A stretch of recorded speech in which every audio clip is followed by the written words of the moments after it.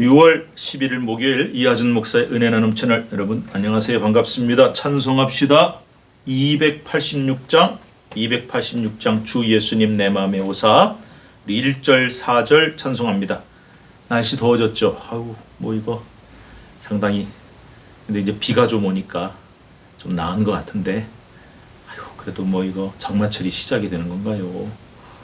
하여튼 뭐 봄 가을이 자꾸 없어지고 참 아름다운 사계가 있었던 이 나라가 코로나도 문제지만 점점 환경 파괴와 지구 온난화 때문에 계절이 없어지는 것 같아서 참 마음이 아쉽습니다. 그냥 겨울에서 바로 여름으로 건너뛰는 것 같네요. 장마철이 바로.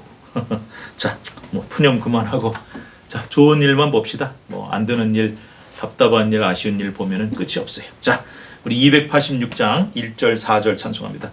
주 예수님 내 맘에 오사 날 붙들어 주시고 내 마음에 새 힘을 주사 늘 기쁘게 하소서. 사랑의 주 내 마음속에 찾아오사 내 모든 죄 사하시고 내 상한 맘 고치소서. 4절 주 예수님 내 맘에 오사 내 길 인도하시고 주 성령을 내 맘에 채워 늘 충만케 하소서. 사랑의 주 내 마음속에 찾아오사 내 모든 죄 사하시고 내 상한 맘 고치소서. 아멘. 아멘. 6월 11일 목요일 하나님 말씀 큐티 본문입니다. 신명기 29장 22절에서 29절 말씀 29장 22절에서 29절까지 한 절씩 교독합니다. 너희 뒤에 일어나는 너희의 자손과 멀리서 오는 계기 그 땅의 재앙과 여호와께서 그 땅에 유행시키시는 질병을 보며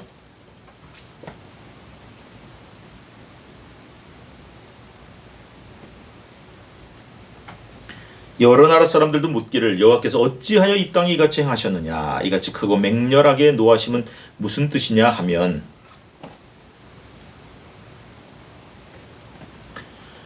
가서 자기들도 알지 못하고 여호와께서 그들에게 주시지도 아니한 다른 신들을 따라가서 그들을 섬기고 절한 까닭이라. 여호와께서 진노와 격분과 크게 통한하심으로 그들을 이 땅에서 뽑아내사 다른 나라에 내던지심이 오늘과 같다 하리라.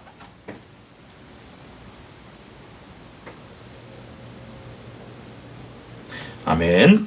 자, 참 뭐라 그럴까요? 좀 아쉬운 안타까운 본문이에요. 어제 말씀 그제 말씀 연결합니다. 가나안 땅 약속의 땅에 들어갔을 때 온 백성을 하나님 앞에 세우고 한 사람도 빠짐없이 언약의 백성이 되게 하고 정말 이 독초와 쑥뿌리 쓴뿌리가 자라지 않게 죄악의 쓴뿌리와 우상의 독초가 자라지 않게 하라고 분명히 말씀하셨는데 그 말씀대로 살지 않고 불순종했을 때 하나님의 저주와 심판은 무서운 것이지요. 여러분 기억하십시오. 하나님의 저주와 심판은 무섭습니다. 하나님의 축복은 한량없이 크시지만 그와 상대적으로 이 저주와 하나님의 이 심판은 그만큼 무서운 거예요. 우리가 그걸 생각 잘 안 해요. 복 받는 거, 뭐 하나님의 사랑, 용서 이것만 생각하는 착각에 빠진 경우가 많은데요. 여러분 하나님과의 언약을 깨뜨리면 하나님은 굉장히 냉정하고 무섭게 심판하고 저주하십니다. 자, 심판과 저주를 굉장히 당할 때 그 내용이 지금까지 사실 신명기에 쭉 나오지만은 제일 무서운 게 전쟁에 패해서 내 자식이 죽고 그 다음에 기근이 일어나서 가뭄이 일어나가지고 굶어 죽고 그 다음에 뭐 이 메뚜기나 곤충이 습격을 하고 그죠? 그 다음에 질병이 일어나서 엄청난 질병으로 죽음을 당하고 이런 것들이 그때는 제일 무서워. 지금도 마찬가지지만요. 자, 그래서 이제 어떤 일이 벌어지냐면 오늘 본문의 22절에 보시면은 너희 뒤에 일어난 너희 자손과 그러니까 너희의 후손들과 멀리서 오는 상황을 잘 모르는 객들이 하나님께서 그 재앙을 내리시고 막 질병을 내리시는 걸 보면 그때 뭐라 그러겠냐? 오, 이상하다. 왜 이런 일이 일어나지? 자, 23절에 온 땅이 유황이 되고 소금이 되고 불에 타서 심지도 못하고 결실도 없고 아무 풀도 나지 못하고 마치 옛날에 하나님께서 유황불로 소돔과 고모라와 이제 여기 나오는 아드마와 스보임은 아마 그 소돔 고모라의 근처에 같이 망한 도시일 거예요. 자, 그런 도시들처럼 이제 아까 얘기했잖아요. 제일 무서운 3대 저주, 심판, 전쟁, 기근, 질병 이런 것들이 다 나오죠. 그래서 이런 일들을 겪게 되는 것을 보면서 땅이 황폐화가 되고요. 유황 땅이 되고 뭐 그래서 아무리 심어도 자라지도 않고 그러니까 기근 나서 다 굶어 죽고 전쟁 나서 맞아 죽고 질병으로 병들어 죽고 이런 일들이 하나님의 심판 때문에 주어지면은 그걸 보면서 후손들도 그렇고 객들도 그렇고 24절에 나온 여러 나라 사람들도 물어볼 거 아니에요. 하나님이 어찌 이런 일을 행하시느냐? 어떻게 이렇게 맹렬하게 놓아주냐? 너희 하나님 백성 아니냐? 요즘 말로 하면 너 예수 믿지 않아? 교회 다니지 않아? 그런데 왜 하나님이 너를 그렇게 무섭게 심판하셔? 그러면 너 대답 똑바로 하라는 거예요. 아니 뭐 잘 몰라 이러지 말고 분명하게 얘기했는데 왜냐하면 원인을 알아야 되니까. 자, 원인이 뭡니까? 25절에 그때 사람들이 대답하기를 그 무리가 자기 조상의 하나님 여호와께서 그들의 조상을 애굽에서 인도해내실 때 더불어 세우신 언약을 버렸기 때문이다. 다른 사람이 얘기를 해준다는 거예요. 너도 똑바로 얘기하라 이거예요.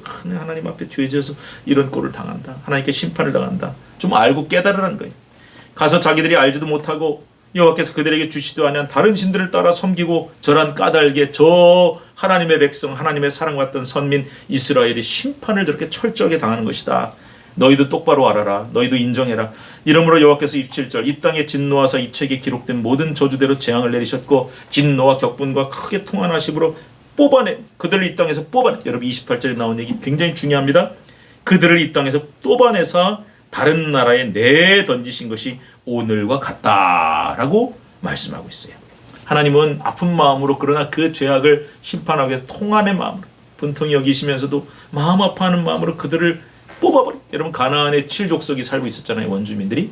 근데 그들이 똑같은 죄를 지니까 이스라엘 민족을 보내서 그들을 점령하고 뽑아버리게 하셨어요. 똑같은 일을 이스라엘 민족이 하나님의 자녀라고 하나님 백성이라고 그런 일을 안 당할 줄 아냐. 똑같이 당한다는 것이. 여러분 이 말씀 꼭 기억하십시다. 여러분 우리의 구원은요. 내가 구원을 포기하지 않는 한은 영원히 가는 것이에요. 그죠? 취소되지 않습니다. 그러나 여러분 한번 구원을 받았고 한번 하나님의 은혜와 복을 받았다 그래서 무조건 영원한 건 아닙니다. 이거 착각 절대로 하면 안 됩니다. 내가 하나님 앞에 믿음이 없어졌어. 그러면 없어지는 거예요. 구원도. 그리고 내가 한번 이 빛의 자녀가 되고 또 구원의 자녀가 되고 복을 경험하고 그 하나님의 은혜를 경험했던 사람이 그 믿음을 저버리고 배신하고 돌아서고 떠나버리면 그것은 절대로 돌아오지 못하는 무서운 일이 벌어진다고 사도 바울도 여러 곳에 말씀하고 있어요. 여러분 있잖아요. 저도 굉장히 목회하다 보면 그런 경우가 많아요. 하나님을 좀 믿고 신앙생활 하던 사람이 뭐 게을러서 좀 뭐 멀어지거나 떠나가거나 아니면 뭐 실망하고 마음에 상처받아서 교회 떠나가면 안 와요.